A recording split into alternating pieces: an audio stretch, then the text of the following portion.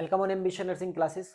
दोस्तों, आज हम स्टार्ट करते हैं रिसर्च को और रिसर्च को कंटिन्यू करते हुए आज हम एक टॉपिक पढ़ते हैं। बहुत ही इंपॉर्टेंट टॉपिक है ये बीएससी नर्सिंग वाले स्टूडेंट के लिए, तो जिसका नाम होता है need and purpose of nursing research.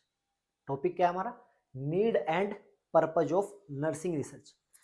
इस लाइन का मतलब समझते हैं कि क्या मीनिंग होता है इसका। इसका मीनिंग होता है नीड मतलब जरूरत, और पर्पज उसका क्या फायदा, क्यों कर रहे हैं। तो आज का हमारा जो टॉपिक है वो है need and purpose of nursing research. के नर्सिंग के अंदर रिसर्च हम क्यों करते हैं, उसका क्या पर्पज है, कहाँ पर हमको रिसर्च की जरूरत पड़ती है। तो उसी को कंटिन्यू करते हुए हम बात करते हैं need and purpose of nursing research.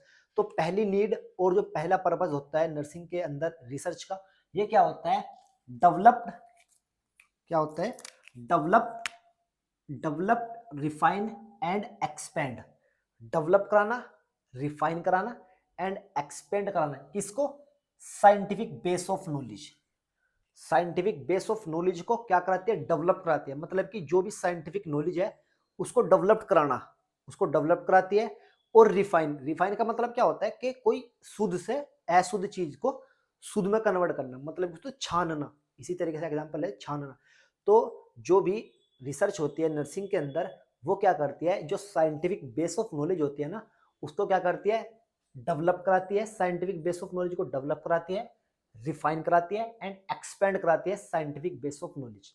First हमारा क्या हुआ? Need and purpose of nursing research. जो सेकंड पॉइंट होता है उसमें क्या होता है?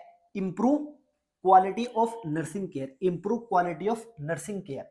नर्सिंग केयर से मतलब क्या है, या पेशेंट केयर बोल सकते हैं यहाँ पर, कि जो हमारी रिसर्च होती है नर्सिंग के अंदर, हम रिसर्च इसलिए करते हैं, क्यों करते हैं? क्योंकि वो इंप्रूव कराती है, बढ़ावा देती है किस चीज को?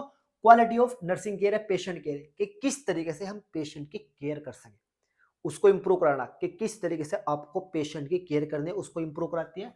और नर्सिंग एजुकेशन, रिसर्च के अंदर नर्सिंग एजुकेशन को भी इंप्रूव कराती है और नर्सिंग एडमिनिस्ट्रेशन को भी इंप्रूव कराती है।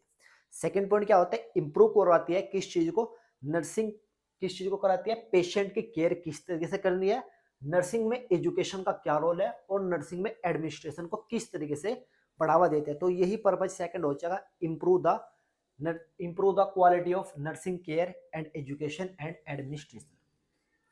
थर्ड जो पॉइंट होता है वो क्या होता है? Provide the evidence based practice. Evidence based nursing practice. इसका मतलब क्या हुआ? जब भी हम कोई रिसर्च करते हैं ना, तो किस तरीके से करते हैं? मतलब कि प्रैक्टिकली रूप में करते हैं रिसर्च।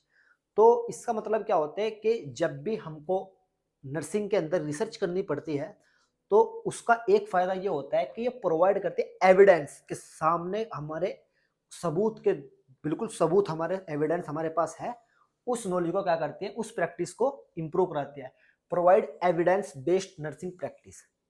थर्ड पॉइंट क्या हुआ? प्रोवाइड कराती है evidence based nursing practice. Evidence के मुताबिक नर्सिंग प्रैक्टिस को इंप्रूव कराती है। ठीक। जो फोर्थ पॉइंट होता है उसमें कहते हैं इनहेंस द प्रोफेशनल आइडेंटिटी। इसका मतलब क्या हो? इनहेंस, बढ़ावा देना, इंक्रीज करना, इनहेंस कर देती है। किस चीज को इनहेंस कर देती है? Professional identity.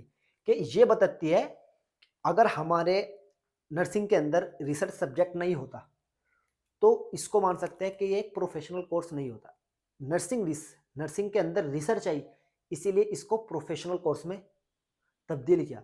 अगर रिसर्च ना होती तो ये क्या नाम? प्रोफेशनल कोर्स नहीं मानते। तो इसी तरीके से नर्सिंग के अंदर रिसर्च क्या इंप्रूव कराती है? Professional identity. कि वो बताते हैं कि एक प्रोफेशन है, ये एक नर्सिंग प्रोफेशन है, नर्सिंग कोर्स एक प्रोफेशनल कोर्स है। तो इसी तरीके से जो रिसर्च होती है वो इंक्रीज कराती है, इनहेंस कर देती है किस चीज को? प्रोफेशनल आइडेंटिटी को। As research is an essential component. Research is an essential component of any profession. हर एक प्रोफेशन में रिसर्च बहुत ही जरूरी होती है। तो एक ही बहुत ही एसेंशियल कंपोनेंट होता है रिसर्च हर एक प्रोफेशन में। ठीक। तो रिसर्च क्या कराती है? इंप्रूव करा देती है किस चीज को? प्रोफेशनल आइडेंटिटी को बढ़ा देती है। ठीक। जो हमारा फिफ्थ पॉइंट होता है उसको कहते हैं refined and eliminate old knowledge. इसका मतलब क्या होता है? Refined and eliminate old knowledge. कि जो हमारी पुरानी ओल्ड नॉलेज है ना, उसको रिफाइन कराना, मतलब कि अशुद्ध से शुद्ध में वो क्या करना? छानना, रिफाइन कराना। और एलिमिनेट, और लोगों को बताना कि जो हमारी पुरानी नॉलेज है उसको क्या करना? ओल्ड नॉलेज को रिफाइन करना, उसको देखना कि क्या गलत है उसमें, क्या सही है, क्या उसमें एक दिक्कत आ रही है, उसको रिफाइन कराती है। और उसको एक्सपेंड लोगों के द्वारा लोगों के पास फैलाते हैं। तो ये हमारा फिफ्थ पॉइंट होता है कि रिफाइन कराती है and eliminate old knowledge. Old knowledge को रिफाइन कराने में और एलिमिनेट करने में रिसर्च हमारी बहुत ही हेल्प करती है नर्सिंग के अंदर। ठीक, इसके बाद जो पॉइंट होता है सिक्स होता है to improve cost effectiveness. Cost effectiveness का मतलब क्या होता है कि कॉस्ट इफेक्टिवनेस ये है कि कभी रिसर्च हुई उसमें कुछ पैसा लगा। कॉस्ट इफेक्टिवनेस से हमारा मीनिंग होता है time, cost and effort. Time, cost and effort, ये 3 पॉइंट होते हैं कॉस्ट इफेक्टिवनेस से कि इनको इंप्रूव करती है। इसमें जब भी हम नर्सिंग के अंदर रिसर्च करते हैं तो ये क्या करते हैं, इंप्रूव कॉस्ट इफेक्टिवनेस के हमारा टाइम कम लगता है नर्सिंग रिसर्च करने से। कि मैंने रिसर्च कर ली, रिसर्च करके मैंने रख दी, आगे वाला जब 10 साल बाद एक कोई बंदा है उसने उसी के ऊपर रिसर्च करी तो उसका उस रिसर्च में टाइम बच गया, क्योंकि कुछ पहली हुई भी रिसर्च है वही, अब वो उसी को आगे कर रहा है तो उसका टाइम बचा। टाइम के साथ उसका कॉस्ट भी, जो पिछली रिसर्च में पैसा लगा था उसको वो पैसा बच चुका। तो इसमें टाइम भी कम लगता है, कॉस्ट भी कम लगती है और एफर्ट मतलब कि उसमें लोगों को भी जोड़ना बहुत ही कम रहता है। क्योंकि अगर पीछे होता है पता लगा कि उन बंदों ने 10 ने रिसर्च करी और आने वाले वो 15 को रिसर्च कंप्लीट करनी, तो 10 ने तो पहले कर दी और आने वाले 10 साल बाद 5 बंदे और जुड़ गए, तो एफर्ट भी कम लगाना पड़ता है, कॉस्ट भी कम लगती है और उसका टाइम भी बचता है। इसीलिए जो रिसर्च होती है वो क्या इंप्रूव करा देती है, टू इंप्रूव कॉस्ट इफेक्टिवनेस को इंप्रूव कराती है। इसके बाद जो 7 पॉइंट होता है ये कहता है develop nursing theories, principles and rule. Nursing research क्या कराती है, डेवलप कराती है। क्या करते हैं, नर्सिंग थ्योरीज, नई नई थ्योरीज निकल के आते हैं। जब भी हम रिसर्च करते हैं तो उससे हमको नई नई थ्योरी निकलती है कि उससे कोई भी रिसर्च करेंगे तो कुछ थ्योरी बनेगी। नर्सिंग रिसर्च डेवलप कराती है, हेल्प कराती है नर्सिंग थ्योरी बनाने में, नर्सिंग प्रिंसिपल बनाने में, उसके सिद्धांत क्या और नर्सिंग रूल बनाने में।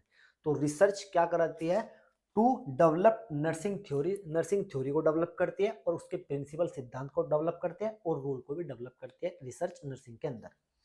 इसके बाद जो 8th पॉइंट होता है वो क्या होता है, सोल्व द क्वेश्चन या आंसर द क्वेश्चन। रिसर्च कर रहे हैं उसका मतलब क्या है, रिसर्च हम क्यों कर रहे हैं, रिसर्च एक जब ही कही जाएगी, रिसर्च एक अच्छी रिसर्च वही होगी जो किसी प्रॉब्लम पे हो रही हो। इस तरीके से नहीं कि कोई प्रॉब्लम नहीं उसके ऊपर रिसर्च कर रहे हैं, वो एक अच्छी रिसर्च नहीं है। अच्छी रिसर्च वही होगी सोल्व द क्वेश्चन, किसी क्वेश्चन को सोल्व करना, या आंसर द क्वेश्चन, किसी क्वेश्चन का आंसर देना, किसी क्वेश्चन को आंसर को फाइंड आउट करना। तो यही हमारा नर्सिंग रिसर्च के अंदर बहुत ही ज़रूरत होती है, नीड होती है और पर्पज होता है। ये हमारा कंप्लीट हुआ आज का टॉपिक जिसका नाम होता है need and purpose of nursing research. ये हमारे आपके 8 पॉइंट्स है, इसको आप बिल्कुल ऑल ओवर कंप्लीट कर लीजिए, इसको राइट डाउन भी कर लो। वीडियो अगर आपको इस वीडियो में इस टॉपिक में आपको कोई भी डाउट्स वगैरह हो तो प्लीज़ आप कमेंट सेक्शन में बता सकते हैं। अगर वीडियो अच्छी लगी तो लाइक शेयर एंड सब्सक्राइब करें। Thank you.